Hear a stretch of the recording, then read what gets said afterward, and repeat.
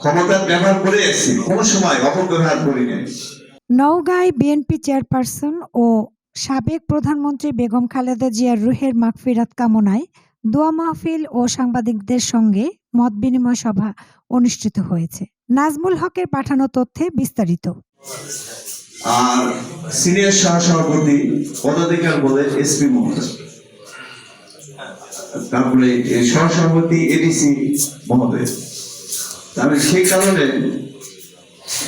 এই সময় আমি মনে করি যে যেহেতু নওগাঁ বৃহৎ একটি সংগঠন, আবার এই সংগঠনের সাথে নওগাঁ সর্বোচ্চ প্রশাসনিক কর্মকর্তা থাকার কারণে স্বাভাবিকভাবে ওই দেশের কর্মকাণ্ডে তাদের সাথে আবার একটা সক্ষতা থাকেই।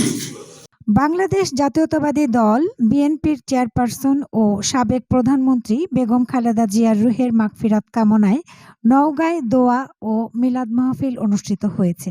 বুধবার দুপুরে শহরের আয়োজন রেস্টুরেন্টে এই মাহফিলের আয়োজন করা হয়। অনুষ্ঠানে প্রধান অতিথি হিসেবে উপস্থিত ছিলেন বিএনপি মনোনীত সংসদ সদস্য পদপ্রার্থী জাহিদুল ইসলাম ধলু। আর আমি তখন নওগাঁ জেলা যুব দলের প্রেসিডেন্ট ছিলাম, সভাপতি ছিলাম। তারপরে ক্ষমতাসীন দলের আপনাদের এখান থেকে বুঝে নিতে হবে, আমি কিন্তু জেলা সর্বোচ্চ পাওয়ার হ্যান্ডেলিং করেছিলাম, পলিটিক্যাল এবং সোশ্যাল সর্বোচ্চ পাওয়ার হ্যান্ডেলিং করেছি। কিন্তু আপনারা কেউ বলতে পারবেন না যে আমার সামান্যতম পরিবর্তন আপনারা কেউ দেখছেন। তা আমি তো ওইগুলো পাওয়ার হ্যান্ডেলিং করেই আসছি।